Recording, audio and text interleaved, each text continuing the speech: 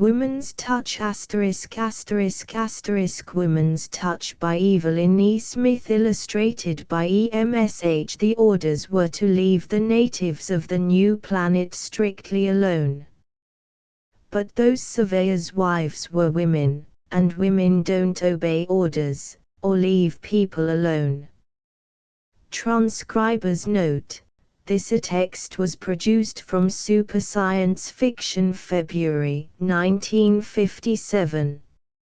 Extensive research did not uncover any evidence that the U.S. copyright on this publication was renewed. Now, don't get the idea that this is a universe-shaking assignment. Captain Harnick warned the four young people. The planet's of no particular importance, otherwise we would never have assigned an untried team. Yes, Ned McComb and Danny Field said dutifully. However, Harnick wasn't worried about them. It was the anticipatory gleam in their wives' eyes that he didn't like. Pity the men had to be allowed to take their spouses along, but the extra solace of a service would never be able to get anyone to accept a 5-year term of duty on a remote planet without that accommodation. And, of course, he thought with sour complacence, at the end of the 5 years the men would be even sorrier than he was.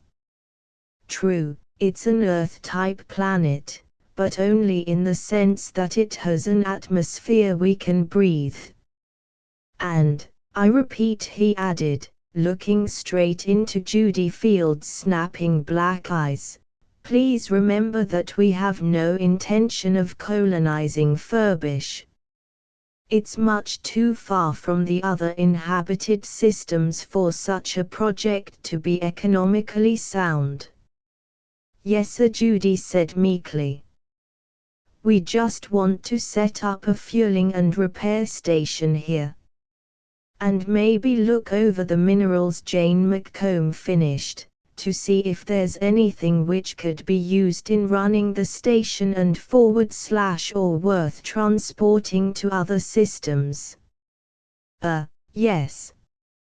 Captain Harnick was gratified to see that his lectures during the voyage had not fallen upon deaf ears. On the other hand, he was not exactly pleased to have words taken out of his mouth.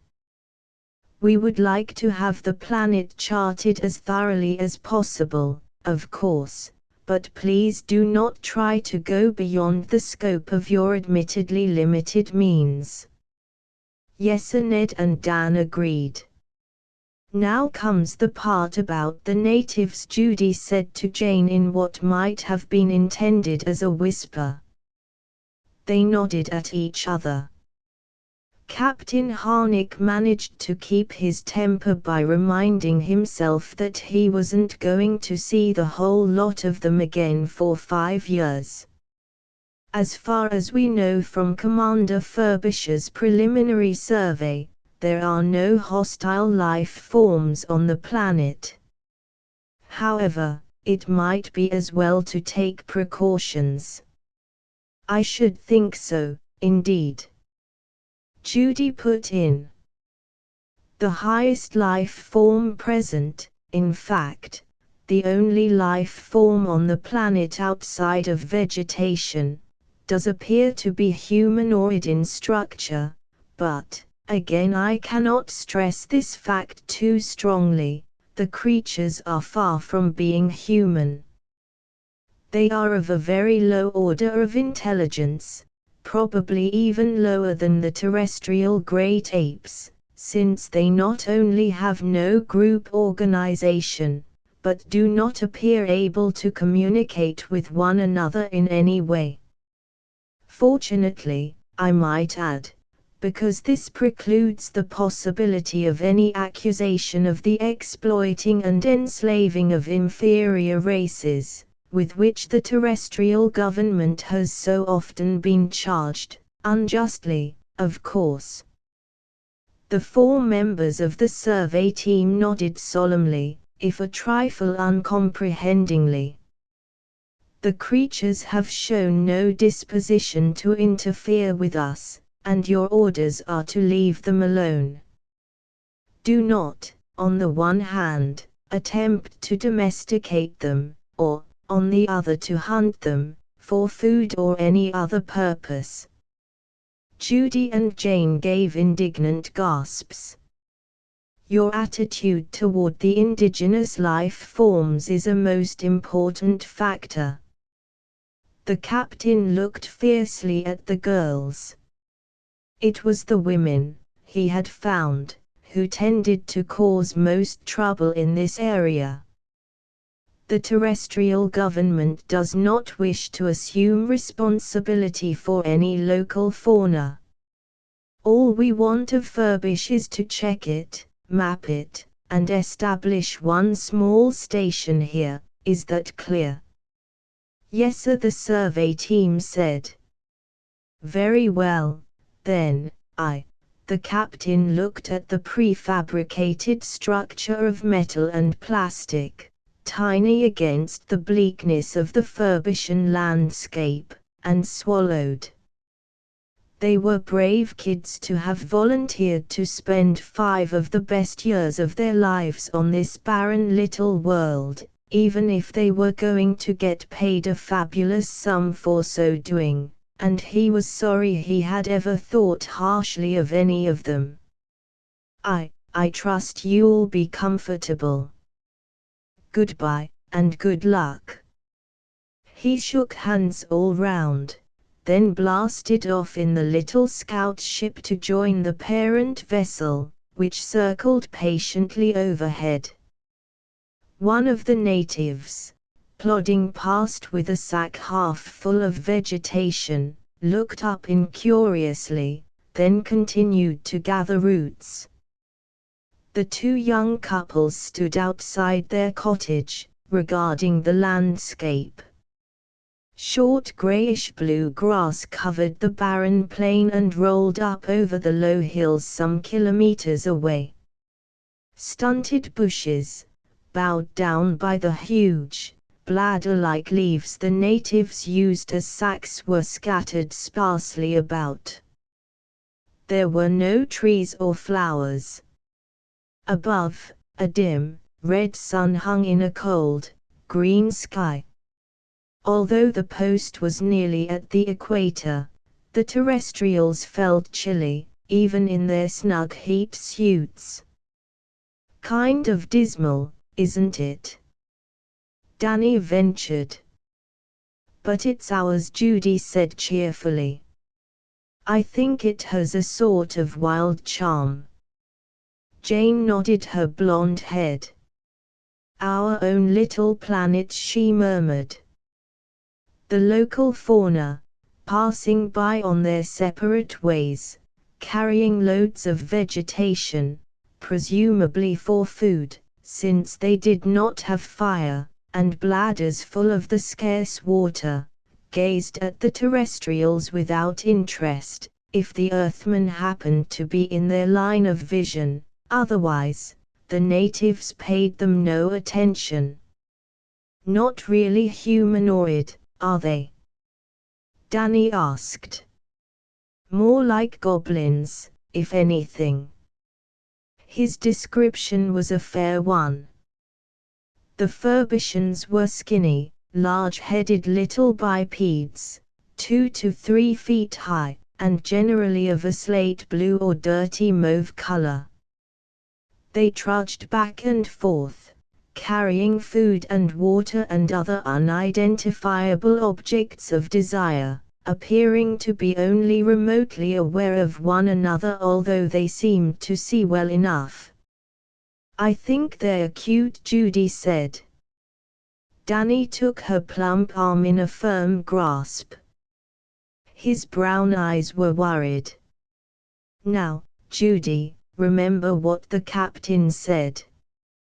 They look intelligent too, she persisted. I think Harnick's just a snob. And a skinflint. He doesn't want us to give this people the benefits of culture, just because it might cost the terrestrial government a little money.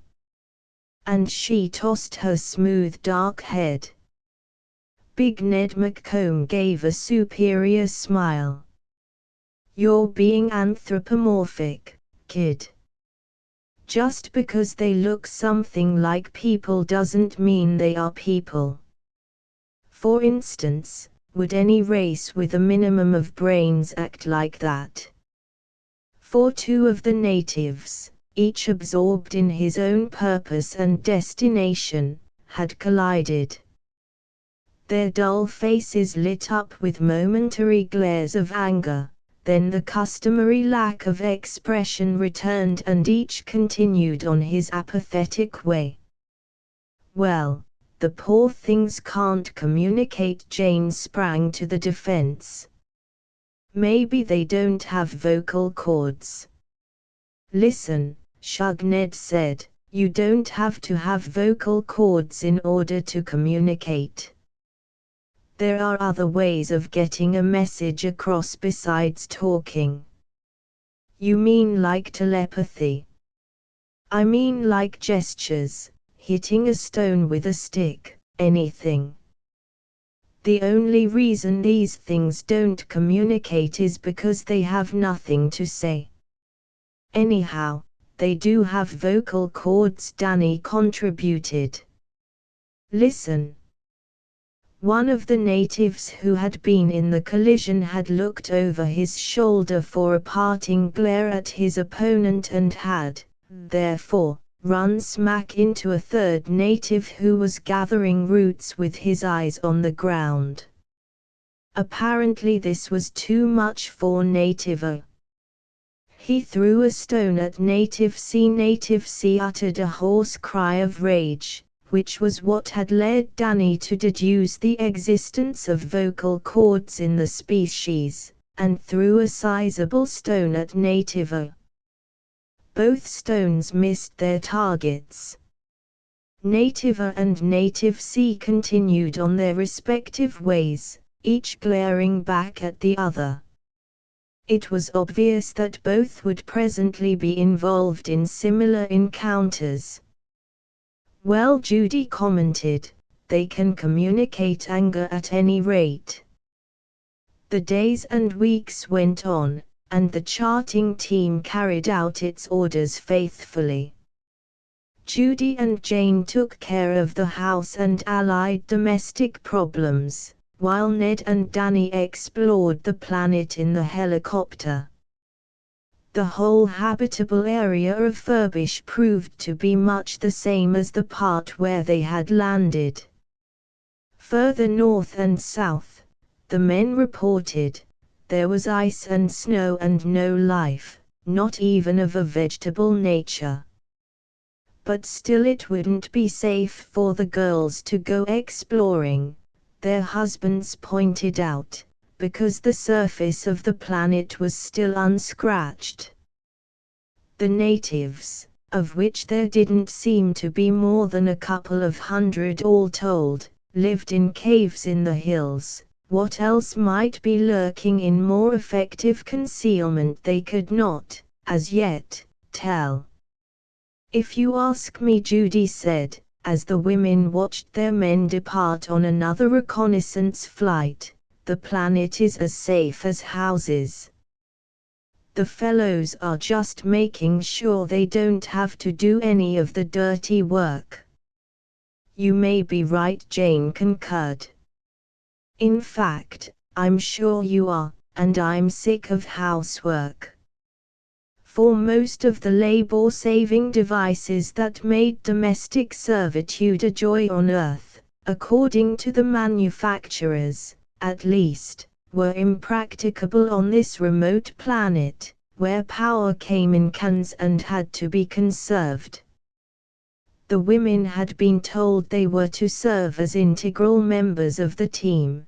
This was hardly their idea of integration. Look, Jane! Judy cried, inspired by an idea which, though it had been hatching in her brain for some time, She thought best to offer as a sudden flash of genius. Why couldn't we train one or two of the natives to help with the housework? After all, that doesn't take much mental ability. Judy! Jane exclaimed, not as aghast as she pretended, for the same concept had been trying to wheedle its way out of her subconsciousness. You know what the captain said. It was only fear of authority that motivated her reluctance.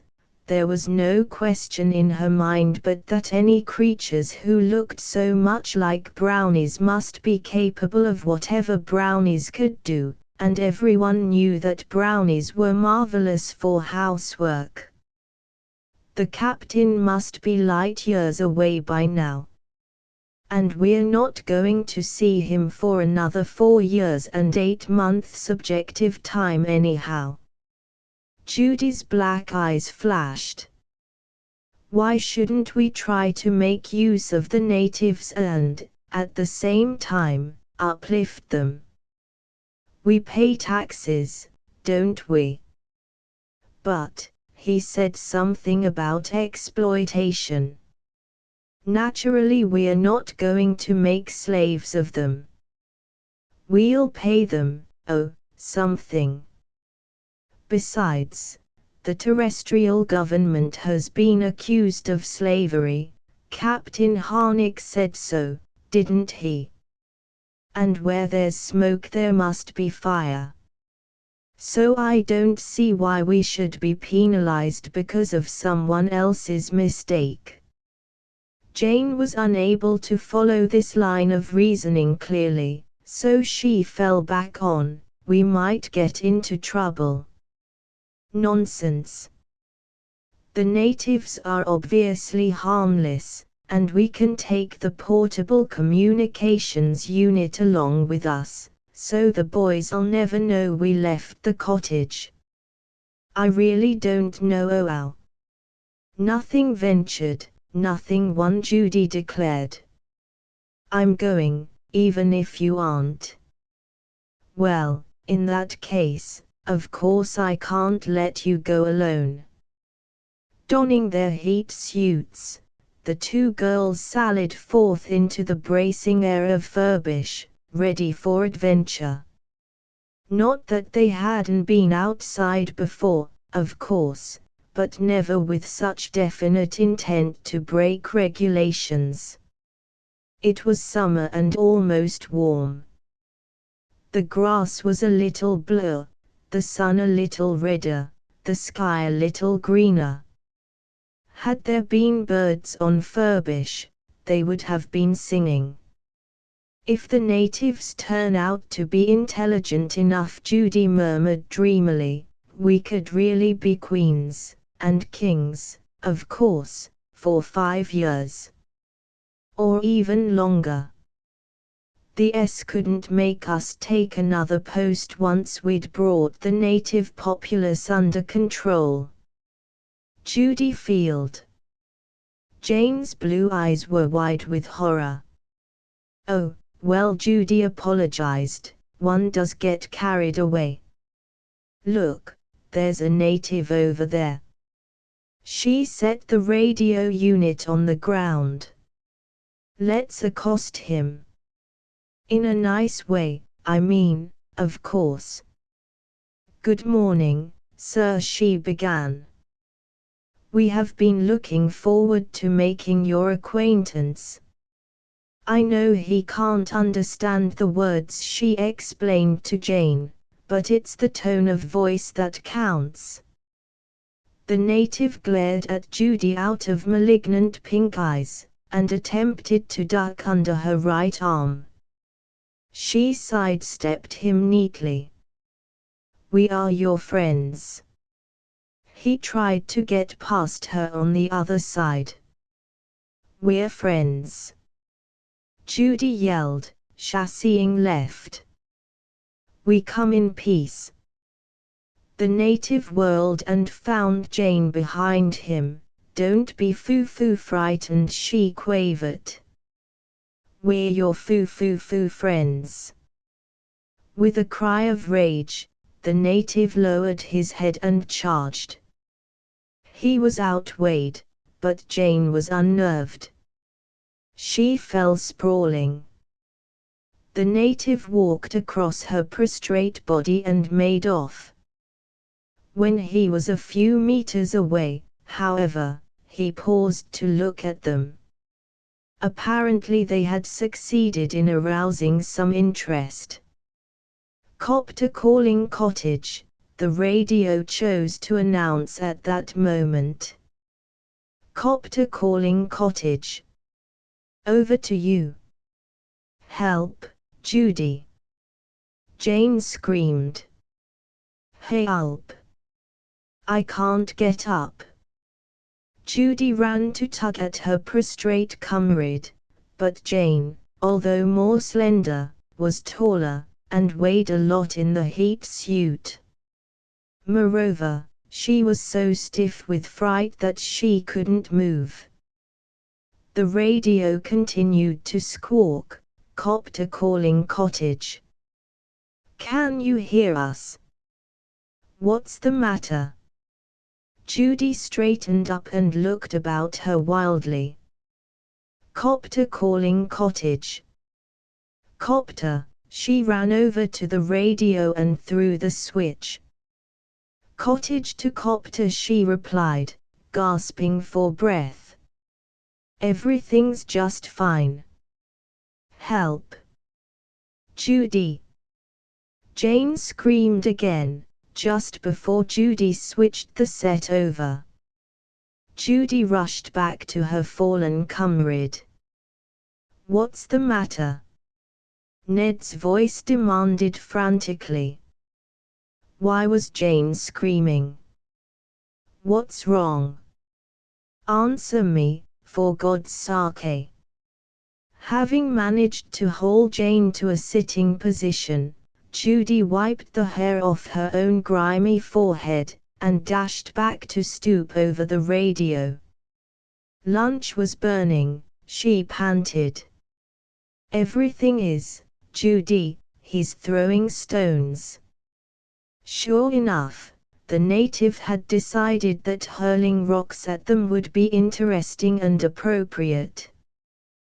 With their huge, in his terms, terrestrial forms, bulking even larger in the heat suits, the girls made much more satisfactory targets than the spindling members of his own species, though he did not classify other life forms according to species. There were others, and then there was himself. "Everything is under control," Judy finished. "Nothing's the matter." "Ouch. Over to you."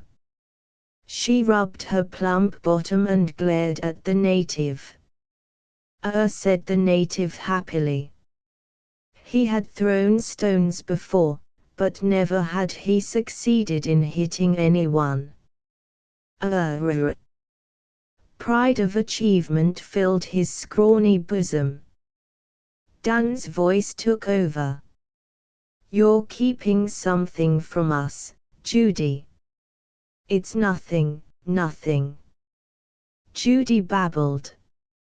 "Just spilled hot fat on my arm, that's all." "Ouch. Quit it, or I'll wring your skinny neck." "Over to you." Howled the native, catching Judy in the shin. AFF. Two more natives came up, separately, of course, to watch. It was rarely that Furbish had any such entertainment to offer. They regarded the scene with interest. But somehow spectator sport, while excellent in itself, does not give the full joy of actual participation. Said one, tentatively shying a stone at Jane. "It got her in the hip." AFF. Shrieked all three natives, joyously hurling rocks. Earth. Wherever you girls are, the radio barked. You get right back into the cottage and stay there. That's what we were trying to do, Judy snapped, when you oafs mixed in. Except for a few bruises, the girls were none the worse for their experience. However, the disappointed natives soon discovered that the cottage made an even better target for their rocks than the people. Since the prefabs were intended for use on a variety of planets, and hence had been built to endure storm, flood, and fire, as well as unanticipatable indigenous disasters, the mere bouncing of rocks off their metal and plastic sides could not inflict any serious damage, but the incessant thumping against the walls got on the girls' nerves, particularly as the natives' numbers, as well as their skill, seemed to be on the increase. It was a relief to hear the sound of the helicopter. Fortunately, the Furbishans did not shift their attention to the vehicle or to the husbands inside it. Not being human, they were not sportsmen, and so preferred a large stationary target to a small moving one. They threw stones at the men only when they got between them and the house, which, of course, the men had to do in order to get inside. "What is this?" Dan asked, when they had finally forced their way in. "A siege." "No, darling," Judy replied joyously. "A group enterprise. You see, the natives are capable of communal effort once they are given an incentive, in spite of what old Harnick said. I told you they were intelligent." Both men groaned. Since the natives' intentions were obviously not hostile, retaliatory measures were out of the question. So the Earthmen spent the next few days in using some of the same rocks to build a large wall some distance away from the house, hoping that it would provide a still more attractive target. However, there were several scores of the creatures involved in the game by then, and only part had their activities successfully diverted. "Well, every little bit counts," Danny tried to soothe the angry Ned, who had been trying to show the natives that building with the rocks was more fun than throwing them and, for his pains, had received a stone in the solar plexus. On their last mission, the two young men had been absorbed in mapping an interesting valley in the North Polar regions, a pursuit which they had no intention of giving up. A few days after they had finished the work, therefore, they announced their intention of taking the helicopter out again. "And, remember, girls," Ned adjured them, "don't go out of the house at all until we come back." "We need fresh air," Jane said. "The air inside is a lot fresher than out," her husband retorted, "because it's purified. So, mind you, don't set foot out of the door until we return." "Except in an emergency," Judy told him. "Maybe we'd better leave the valley for later," Danny murmured. "Oh, come on," Ned protested. He had been dragooned into washing the dishes several times during the weeks they'd spent at home building the wall for the natives, and had no intention of letting the same misfortune befall him again. What kind of emergency could there be? "If Judy has her heart set on an emergency," Dan prophesied, as he allowed himself to be led off, "there'll be an emergency." I don't know how the boys expect us to stand this, Judy remarked querulously as she and Jane sat listening to the thumps and bumps and ahs outside. Well, they didn't start it. And Jane added, as Judy opened her mouth, I don't suppose they can stop it either. It does seem to me, though, she remarked, less out of actual observation than out of the desire to placate, that they aren't making as much noise as usual. Judy went to the window. Of course they aren't. They're dying like flies. What? Jane looked through the clear plastic pane. Sure enough, many of the natives had fallen to the ground. Since they were still writhing, they didn't seem to be actually dead. That was an academic point, however, because they wouldn't last long, what with the other natives stomping upon them in the excitement of the game. Maybe their lifespans are shorter than ours, Jane suggested. Judy threw her a contemptuous glance. More likely 3 weeks of rock hurling has proved too strenuous for their fragile little bodies. And it's all our fault. She burst into tears. We've sapped their energy. Judy. Jane laid a hand on the other girl's arm. I just happened to think, since they started throwing rocks, I haven't seen any of them gathering roots.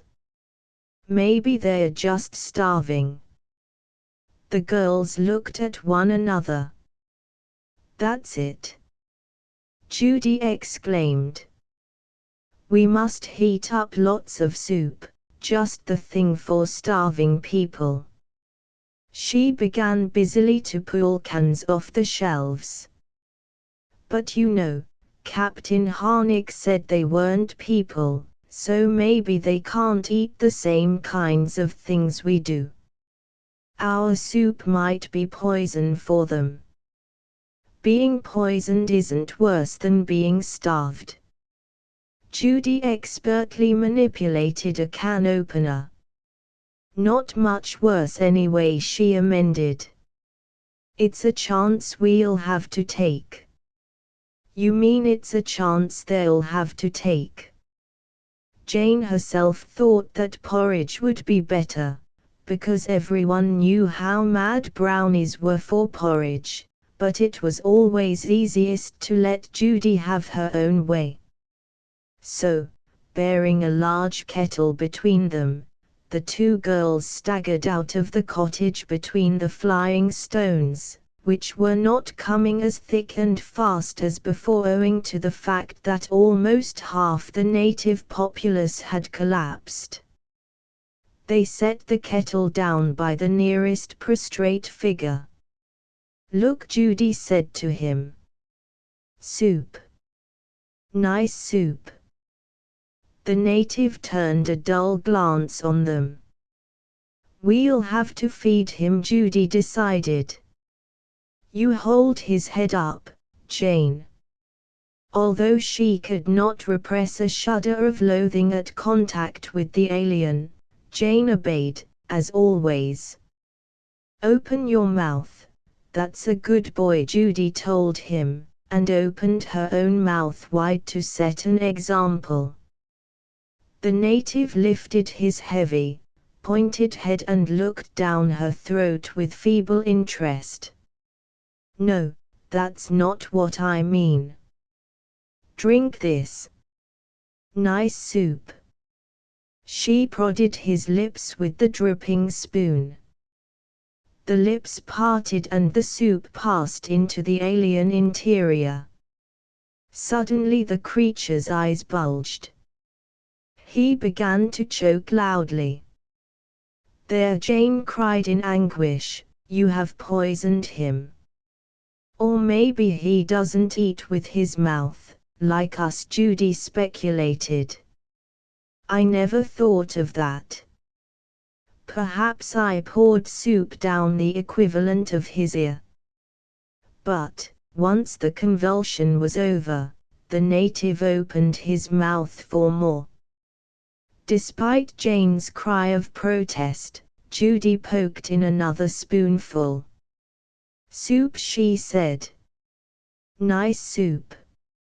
A faint, strange, utterly foreign expression contorted the native's dusty, violent face. He was smiling. "AFF," he said. "That's what they yell when they score a hit with the rocks," Jane exclaimed excitedly. "He likes it." "But, oh, Judy, supposing it should be poisonous to him after all?" "Nothing ventured, nothing won," Judy repeated. "Here, have some more soup." "Oop," the native said. "AFF." Jane and Judy looked at one another proudly. "Oop," said a wistful voice near them. "Oop." The stone throwing had almost entirely stopped. "Oop," several voices took up the cry. "Oop." "You'd better go put another kettle on," Judy told her. "What's happened?" Ned McComb asked, as the two men came back from their voyage. "How did you get the natives to stop throwing rocks? And why are they standing outside chanting something like oop?"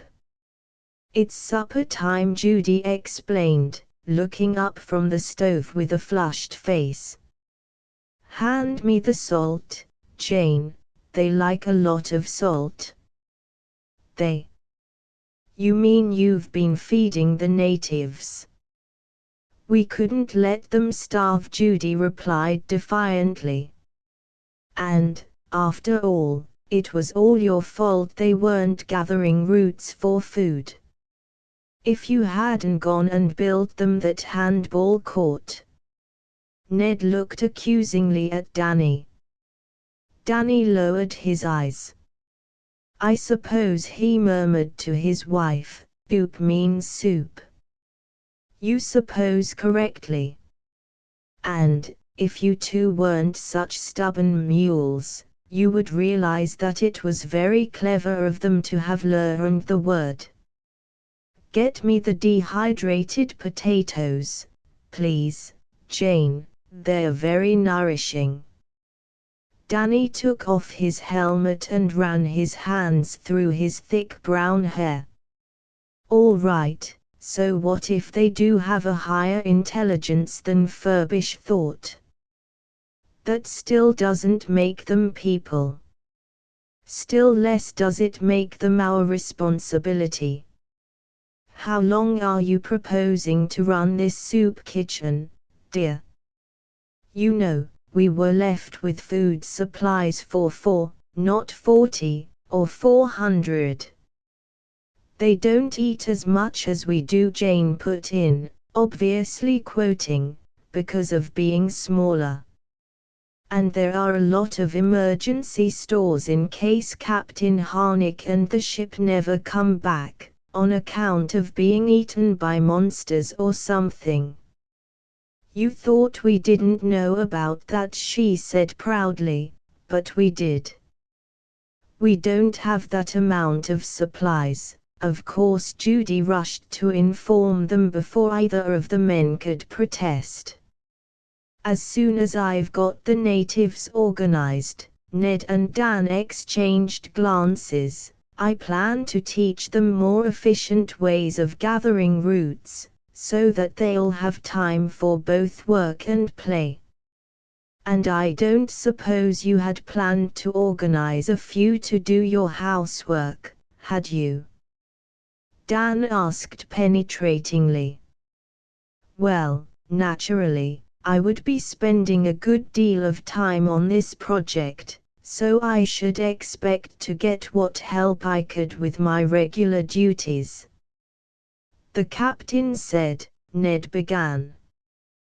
The captain said the natives weren't intelligent and he only warned us not to make pets of them or kill them. He said fortunately we couldn't exploit them, which, of course, I wouldn't do, even if we could. Anyhow, I believe it was Ned who tried to get them to help build the handball court, wasn't it? What can we do? Danny asked. Harnick isn't here and she is. Now, remember this, girls, Ned admonished them, for the men were off on another mission, to chart the South Pole this time, not that it was really so urgent, but the cottage had begun to take on the aspect of a Salvation Army mission and was no longer homelike. Feed the natives, if you must, but don't let any inside the house. How will we train them to do the housework then? Judy wanted to know. It'll be a long time before you can get them to do that, Dan said diplomatically. Why not try to teach them English first? They'll need to know it in order to follow your directions. That's true, Judy admitted. And it'll be a nice, healthy, out-of-doors occupation for you too. Ned pinched his wife's pale cheek.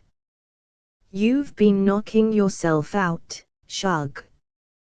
I haven't worked half as hard as Judy has, Jane protested loyally. And she does all the thinking besides. Yes, said Ned. She sure does. Why don't you take yourself a rest too, Jude? When the copter had gone, Judy sat herself down at the table with pencil and paper. We must compile a list of suitable words to teach them. Let's figure out which ones are most important. Broom, she said aloud as she scribbled, and sink and dust and laundry. There was a thump at the door. They looked at each other.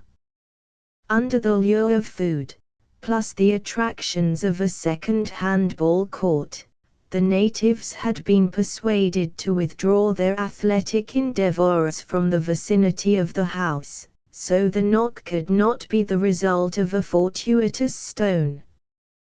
Jane looked out of the window. It's a very little native, and he's banging a can on the door. How cute! Since there weren't enough serving utensils, cans had been distributed to the natives to be used as dishes.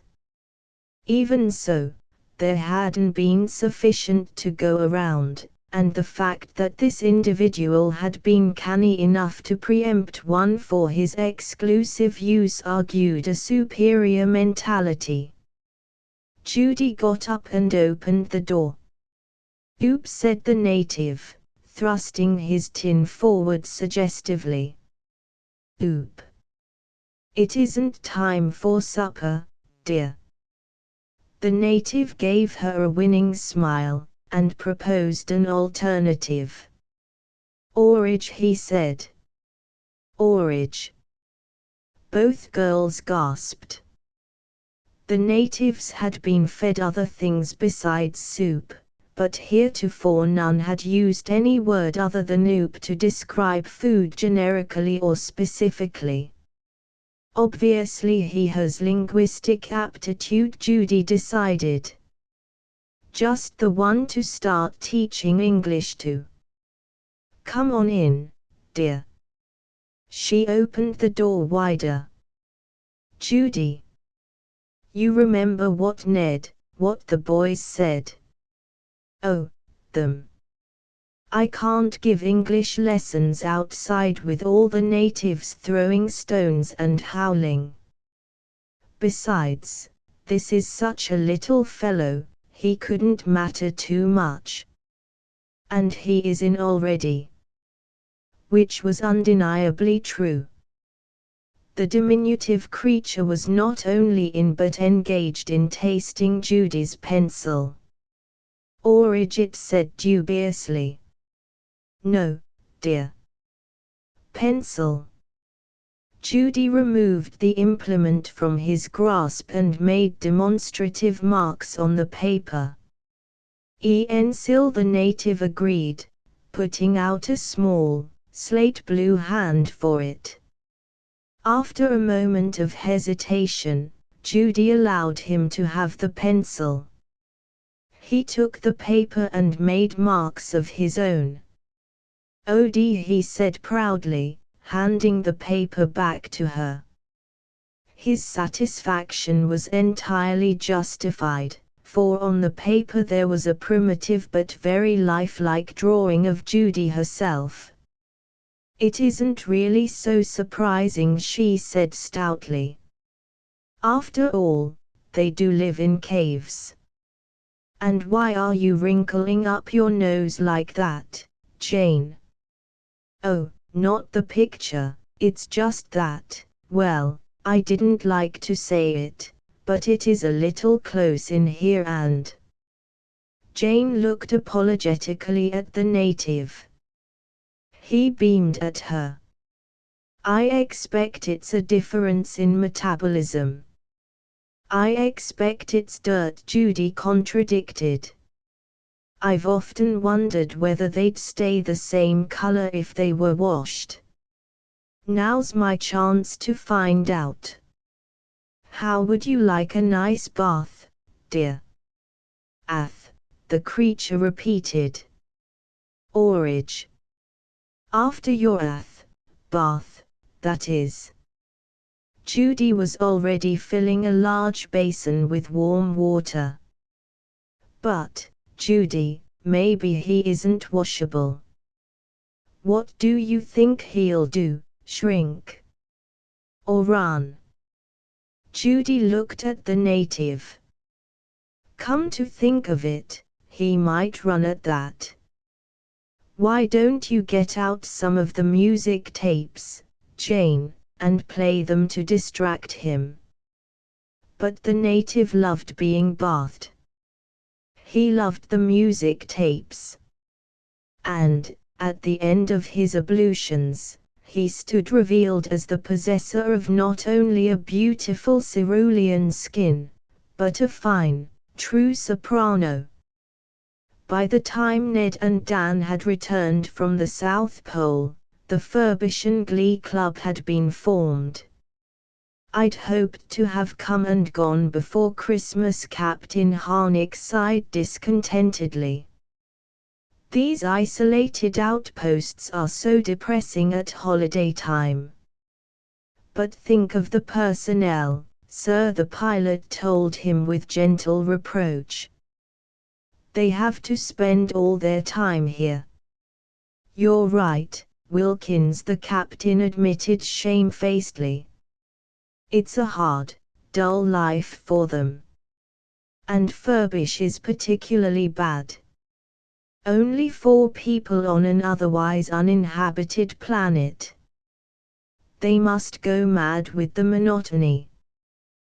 The weeks must seem like months, the months like years, the years, uninhabited, did you say?" Wilkins interrupted. "I could have sworn I saw a village down there. Of course it is growing dark, but still, aha, there it is." The captain leaned forward and peered into the dusk below. "By George, you're right. There seem to be a good 24 houses there. Now, how could that have happened? Good solid stone buildings too, definitely not native huts."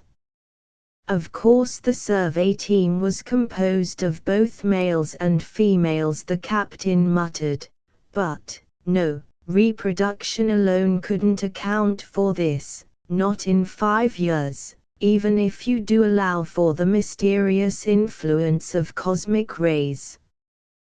"What's all that light?" Lieutenant Wilkins exclaimed. Damned if it doesn't look like a Christmas tree. It was a Christmas tree, 30 feet tall, composed of interlaced branches and illuminated bladders. And, as the scout ship settled gently to the ground, its occupants could hear a chorus of sweet, true voices coming to them through the frosty air. Aka Alden Gelsing /ORYO awning / Is onurbisch and Cei Yuld. It's a hallucination, the captain said, rubbing his eyes. We've been too long in space. Lights came moving toward them through the darkness, and there was the babble of excited voices. Captain Harnick! Ned McComb cried. We thought you were never coming. All 4 members of the survey team crowded around the scout ship, shaking hands and talking at once. They looked fit, the captain noticed, although thin and strangely pale in the torchlight. We have so much to tell you. Judy cried. So much has been happening here we've hardly had time to turn around. I never knew 5 years could pass so rapidly. Harnick and Wilkins looked at one another. They climbed out of the ship, and saw the choristers, a dozen small creatures in soft, lovely hues of blue and violet, standing in a semicircle nearby, regarding the newcomers without fear, as they continued to pipe lustily, Ilentite, Oliite / All is all is right. You were entirely wrong about the natives, you know. Judy linked her arm through the captain's as she drew him through the cottage. They're not only remarkably intelligent, but talented.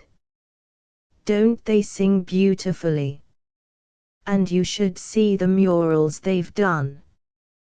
The natives. Suspicion became certainty. Then this, the captain thundered, pointing to the neat rows of stone houses, is their work. You've enslaved them. But you said there was no intelligent life on this planet, Sir Wilkins protested, bewildered. The captain shrugged. The fauna didn't seem to be intelligent, but the preliminary survey was sketchy. We may have been mistaken. We didn't even think they could communicate with one another. They couldn't, Judy told him. It simply had never occurred to them to communicate, because they hadn't anything to say at that time. But we gave them something to say, Jane added happily. And something to do, also, the captain grunted. You've exploited the poor beasts. Making them build houses and, don't misunderstand, Captain Dan said, with a peculiar smile. The natives aren't exploited. They love what they're doing, and what's being done for them. And besides, Ned contributed, it was we who built the houses for them. Shame they should have to live in caves like animals. There aren't nearly enough buildings yet, but, after all, there were only 4 of us. I think we did pretty well, considering. And it's been so rewarding, too. Jane flung open the door of the prefab, as she spoke. It was, Harnick noticed, by far the least imposing edifice in the community. You must listen to some of the music they've composed. Lucky thing we brought a recorder with us. You'll undoubtedly want to take some of the tapes back with you. El Como Urbish, Intelman they were greeted by a bright blue native, who was lolling in the best chair and showed no signs of rising. "Judy it, or he," complained, "it's so hot in here. I've shown you how to work the thermostat, dear," Judy said gently, as she adjusted the device. "They don't seem to have any aptitude for mechanical things," she explained, as she removed her heat suit, "but they are so marvelous in the arts you couldn't really ask for more." "I'm afraid," Sir Wilkins whispered, "that the terrestrial government has another colony on its hands." The captain nodded gloomily. They removed their heat suits. The temperature of the room was much too low for terrestrial comfort. And there was a peculiar odor which seemed to be emanating from a large pot that bubbled on the stove. None of the standard rations allotted to the team could possibly smell like that, Harnick knew. He hoped the young people had not been experimenting with the local vegetables. There was a regulation against that. Either there was something wrong with the light or with his eyes, for the faces of the 4 team members appeared to have a distinct bluish tinge. On the other hand, Lieutenant Wilkins' visage seemed as comfortably rosy as ever. "You won't recognize the place, sir," Ned declared enthusiastically, as he took their suits. "We've built them tennis courts and a swimming pool. They're as apt at sport as art." "Only thing they don't seem to take to," Danny Field murmured, "is work." The other 3 glared. "Culture is far more important," his wife snapped. "And I trust you'll be able to spare us a lot more personnel for the post," she addressed Harnick, "because we need to build a stadium. And possibly a museum. And a school, of course." "You don't want to go back then?" Wilkins asked curiously. All 4 shook their heads. "We have a mission here now," Judy said. "Look," Harnick protested, knowing it was no use. The Earth government's intention was only to use Furbish as a fueling and repair station. "Fuel?" Judy snorted. "I don't know whether it would even be right to let the government ships land here. Those coarse, uncultured crews might contaminate our natives. They're so impressionable, you know."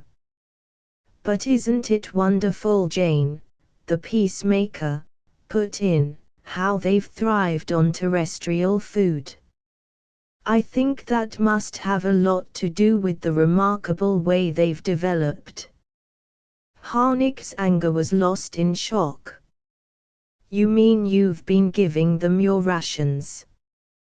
But surely there wasn't that much food, even with the emergency stores." "Well," said Judy, "they don't eat as much as we do, of course. And you'd be surprised how tasty the native roots are. We've grown quite fond of them. In fact, I doubt whether we'd be able to stomach terrestrial food by now." The odor from the pot grew stronger and even less appetizing. There was nothing wrong with either the light, Harnick realized, or his eyes. The faces of the 4 members of the survey team were really quite blue. The end. ****** End of the Project Gutenberg ebook Woman's Touch ****** Updated editions will replace the previous one, the old editions will be renamed. Creating the works from print editions not protected by U.S. copyright law means that no one owns a United States copyright in these works, so the Foundation, and you, can copy and distribute it in the United States without permission and without paying copyright royalties. Special rules, set forth in the general terms of use part of this license, apply to copying and distributing Project Gutenberg trademark symbol electronic works to protect the Project Gutenberg trademark symbol concept and trademark. Project Gutenberg is a registered trademark, and may not be used if you charge for an ebook, except by following the terms of the trademark license, including paying royalties for use of the Project Gutenberg trademark. If you do not charge anything for copies of this ebook, complying with the trademark license is very easy. You may use this ebook for nearly any purpose such as creation of derivative works, reports, performances and research. Project Gutenberg ebooks may be modified and printed and given away. You may do practically anything in the United States with ebooks not protected by U.S. copyright law. Redistribution is subject to the trademark license, especially commercial redistribution. Start. Full license. The full Project Gutenberg license. Please read this before you distribute or use this work to protect the Project Gutenberg trademark symbol mission of promoting the free distribution of electronic works, by using or distributing this work, or any other work associated in any way with the phrase Project Gutenberg. You agree to comply with all the terms of the full Project Gutenberg trademark symbol license available with this file or online at www.gutenberg.org/license. Section 1. General Terms of Use and Redistributing Project Gutenberg Trademark Symbol Electronic Works 1.0. By reading or using any part of this Project Gutenberg trademark symbol electronic work, you indicate that you have read, understand, agree to and accept all the terms of this license and intellectual property, trademark/copyright, agreement. If you do not agree to abide by all the terms of this agreement, you must cease using and return or destroy all copies of Project Gutenberg trademark symbol electronic works in your possession. If you paid a fee for obtaining a copy of or access to a Project Gutenberg trademark symbol electronic work and you do not agree to be bound by the terms of this agreement, you may obtain a refund from the person or entity to whom you paid the fee as set forth in paragraph 1.e.8. 1.b. Project Gutenberg is a registered trademark. It may only be used on or associated in any way with an electronic work by people who agree to be bound by the terms of this agreement. There are a few things that you can do with most Project Gutenberg trademark symbol electronic works even without complying with the full terms of this agreement. See paragraph 1.c below. There are a lot of things you can do with Project Gutenberg trademark symbol electronic works if you follow the terms of this agreement and help preserve free future access to Project Gutenberg trademark symbol electronic works. See paragraph 1.e below. 1.c. The Project Gutenberg Literary Archive Foundation, the Foundation or PGLAF, owns a compilation copyright in the collection of Project Gutenberg trademark symbol electronic works. Nearly all the individual works in the collection are in the public domain in the United States. If an individual work is unprotected by copyright law in the United States and you are located in the United States, we do not claim a right to prevent you from copying, distributing, performing, displaying or creating derivative works based on the work as long as all references to Project Gutenberg are removed. Of course, we hope that you will support the Project Gutenberg trademark symbol mission of promoting free access to electronic works by freely sharing Project Gutenberg trademark symbol works in compliance with the terms of this agreement for keeping the Project Gutenberg trademark symbol name associated with the work.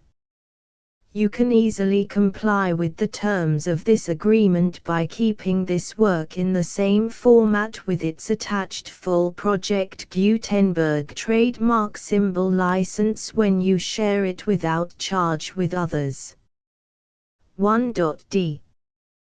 The copyright laws of the place where you are located also govern what you can do with this work.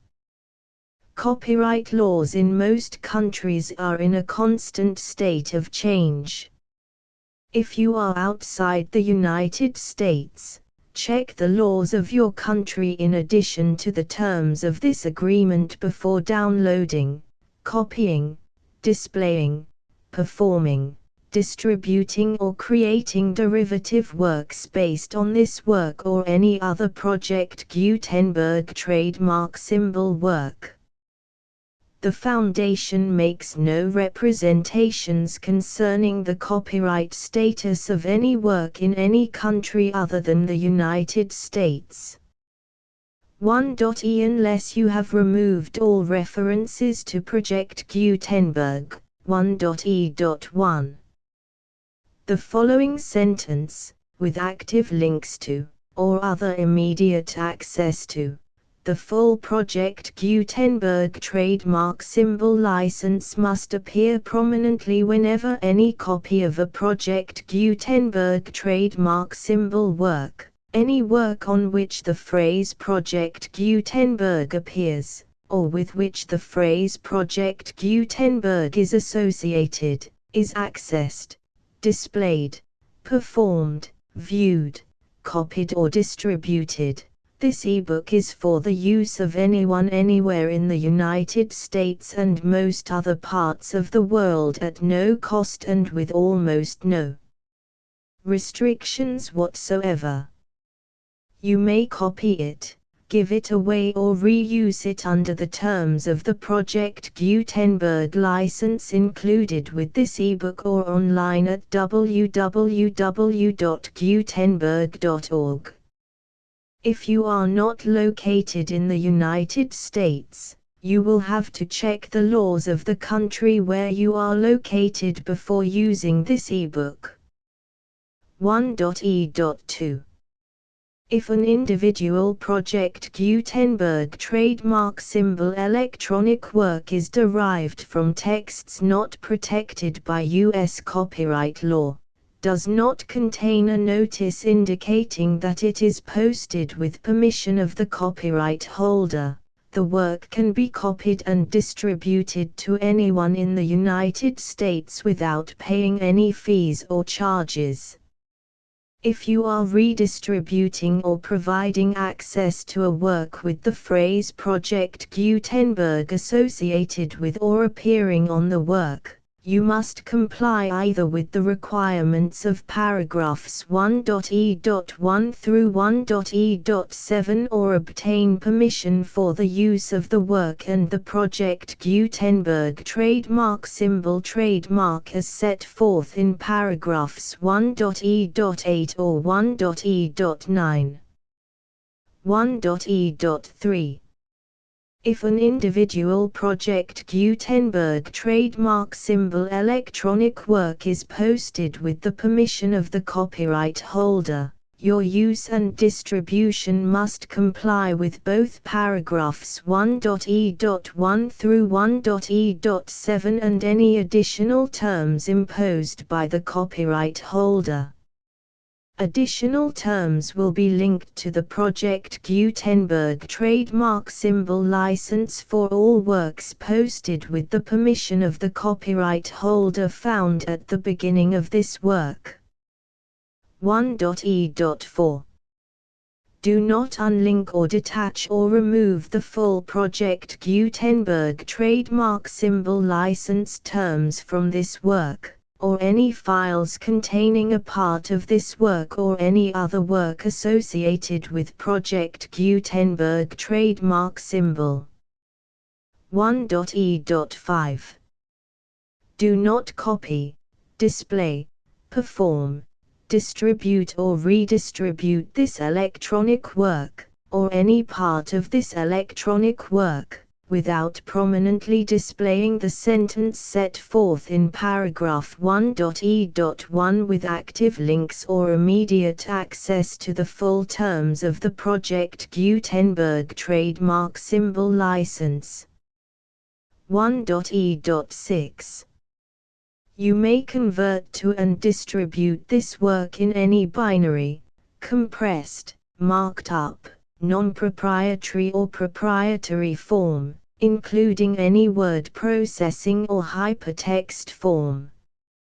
However, if you provide access to or distribute copies of a Project Gutenberg trademark symbol work in a format other than plain vanilla ASCII or other format used in the official version posted on the official Project Gutenberg trademark symbol website, www.gutenberg.org, you must, at no additional cost, fee or expense to the user, provide a copy, a means of exporting a copy, or a means of obtaining a copy upon request, of the work in its original plain vanilla ASCII or other form. Any alternate format must include the full Project Gutenberg trademark symbol license as specified in paragraph 1.e.1. 1.e.7 Do not charge a fee for access to, viewing, displaying, performing, copying or distributing any Project Gutenberg trademark symbol works unless you comply with paragraph 1.e.8 or 1.e.9. 1.e.8 You may charge a reasonable fee for copies of or providing access to or distributing Project Gutenberg trademark symbol electronic works provided that you pay a royalty fee of 20% of the gross profits you derive from the use of Project Gutenberg trademark symbol works calculated using the method you already use to calculate your applicable taxes. The fee is owed to the owner of the Project Gutenberg trademark symbol trademark, but he has agreed to donate royalties under this paragraph to the Project Gutenberg Literary Archive Foundation. Royalty payments must be paid within 60 days following each date on which you prepare, or are legally required to prepare, your periodic tax returns. Royalty payments should be clearly marked as such and sent to the Project Gutenberg Literary Archive Foundation at the address specified in Section 4, Information about donations to the Project Gutenberg Literary Archive Foundation. You provide a full refund of any money paid by a user who notifies you in writing, or by email, within 30 days of receipt that he does not agree to the terms of the full Project Gutenberg trademark symbol license. You must require such a user to return or destroy all copies of the works possessed in a physical medium and discontinue all use of and all access to other copies of Project Gutenberg trademark symbol works. You provide, in accordance with paragraph 1.f.3, a full refund of any money paid for a work or a replacement copy, if a defect in the electronic work is discovered and reported to you within 90 days of receipt of the work. You comply with all other terms of this agreement for free distribution of Project Gutenberg trademark symbol works. 1.e.9.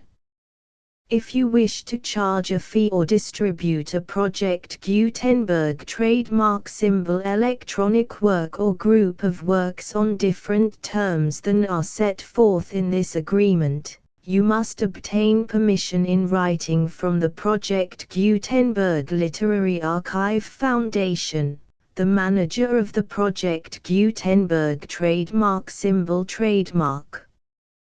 Contact the Foundation as set forth in Section 3 below. 1.f1.f.1 Project Gutenberg volunteers and employees expend considerable effort to identify, do copyright research on, transcribe and proofread works not protected by U.S. copyright law in creating the Project Gutenberg trademark symbol collection. Despite these efforts, Project Gutenberg trademark symbol electronic works, and the medium on which they may be stored, may contain defects such as, but not limited to, incomplete, inaccurate or corrupt data, transcription errors, a copyright or other intellectual property infringement, a defective or damaged disk or other medium, a computer virus, or computer codes that damage or cannot be read by your equipment.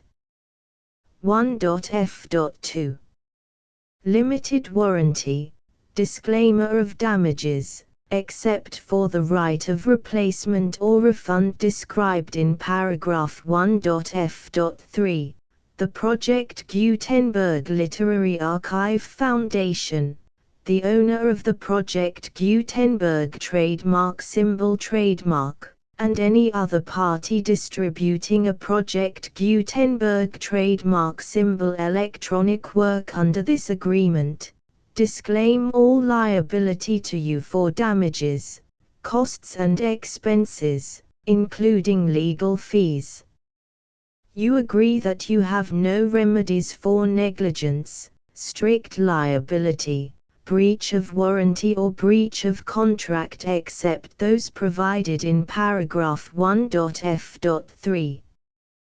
You agree that the Foundation, the trademark owner, and any distributor under this agreement will not be liable to you for actual, direct, indirect, consequential, punitive or incidental damages even if you give notice of the possibility of such damage.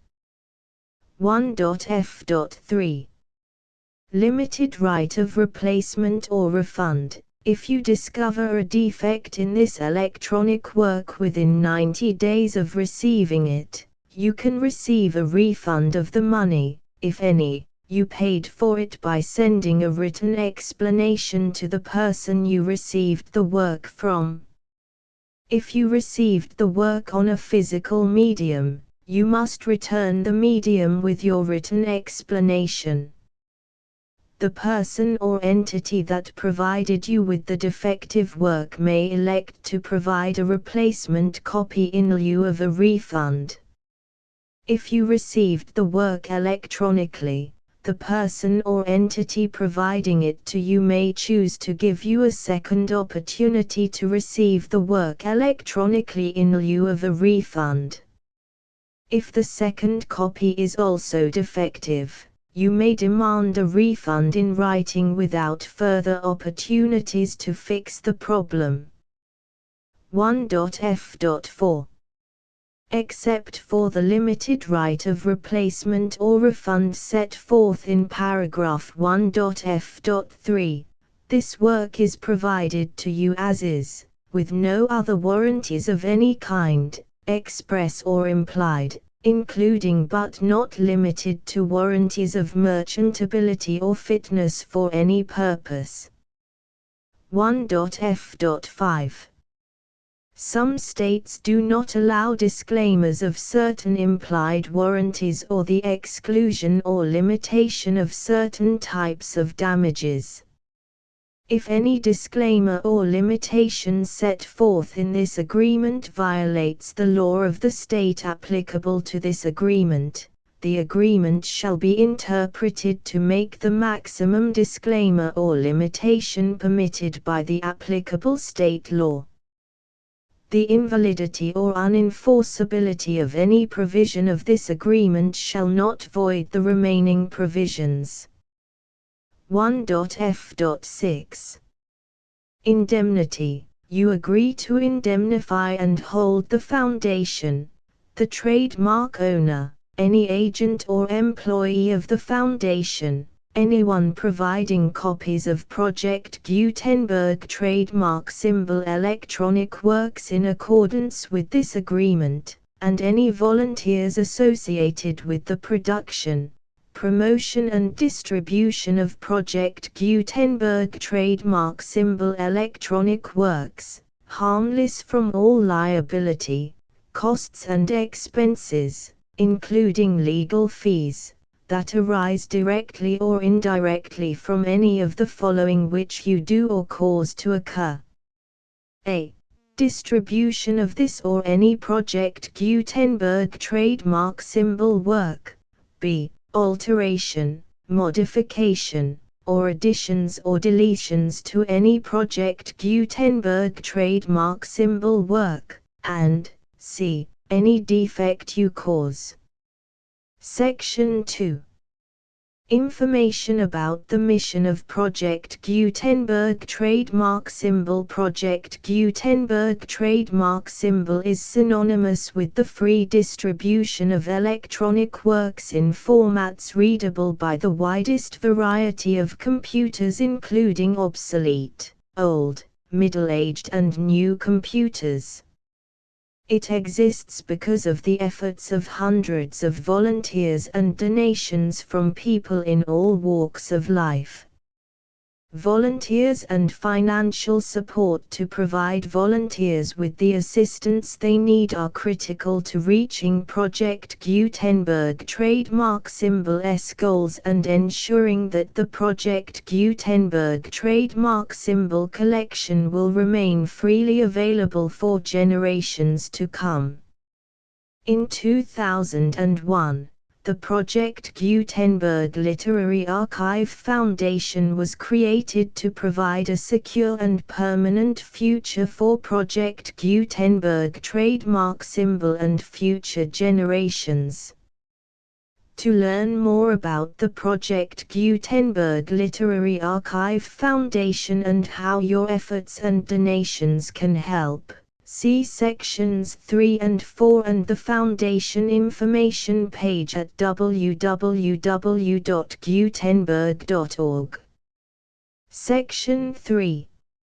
Information about the Project Gutenberg Literary Archive Foundation. The Project Gutenberg Literary Archive Foundation is a non-profit 501(c)(3) educational corporation organized under the laws of the state of Mississippi and granted tax-exempt status by the Internal Revenue Service. The Foundation's IN or Federal Tax Identification Number is 64-6221541. Contributions to the Project Gutenberg Literary Archive Foundation are tax-deductible to the full extent permitted by U.S. federal laws and your state's laws. The Foundation's business office is located at 809 North 1500 West, Salt Lake City, UT 84116, 801, 596, 1887. Email contact links and up-to-date contact information can be found at the Foundation's website and official page at www.gutenberg.org/contact section 4. Information about donations to the Project Gutenberg Literary Archive Foundation. Project Gutenberg trademark symbol depends upon and cannot survive without widespread public support and donations to carry out its mission of increasing the number of public domain and licensed works that can be freely distributed in machine-readable form accessible by the widest array of equipment including outdated equipment. Many small donations, $1 to $5,000, are particularly important to maintaining tax-exempt status with the IRS. The Foundation is committed to complying with the laws regulating charities and charitable donations in all 50 states of the United States. Compliance requirements are not uniform and it takes a considerable effort, much paperwork and many fees to meet and keep up with these requirements. We do not solicit donations in locations where we have not received written confirmation of compliance. To send donations or determine the status of compliance for any particular state, visit www.gutenberg.org/donate. While we cannot and do not solicit contributions from states where we have not met the solicitation requirements, we know of no prohibition against accepting unsolicited donations from donors in such states who approach us with offers to donate. International donations are gratefully accepted, but we cannot make any statements concerning tax treatment of donations received from outside the United States. U.S. laws alone swamp our small staff. Please check the Project Gutenberg web pages for current donation methods and addresses. Donations are accepted in a number of other ways including checks, online payments and credit card donations. To donate, please visit www.gutenberg.org/donate. Section 5. General information about Project Gutenberg trademark symbol electronic works. Professor Michael S. Hart was the originator of the Project Gutenberg trademark symbol concept of a library of electronic works that could be freely shared with anyone. For 40 years, he produced and distributed Project Gutenberg trademark symbol ebooks with only a loose network of volunteer support. Project Gutenberg trademark symbol ebooks are often created from several printed editions, all of which are confirmed as not protected by copyright in the US unless a copyright notice is included. Thus, we do not necessarily keep ebooks in compliance with any particular paper edition. Most people start at our website, which has the main PG search facility, www.gutenberg.org. This website includes information about Project Gutenberg trademark symbol, including how to make donations to the Project Gutenberg Literary Archive Foundation, how to help produce our new ebooks, and how to subscribe to our email newsletter to hear about new ebooks.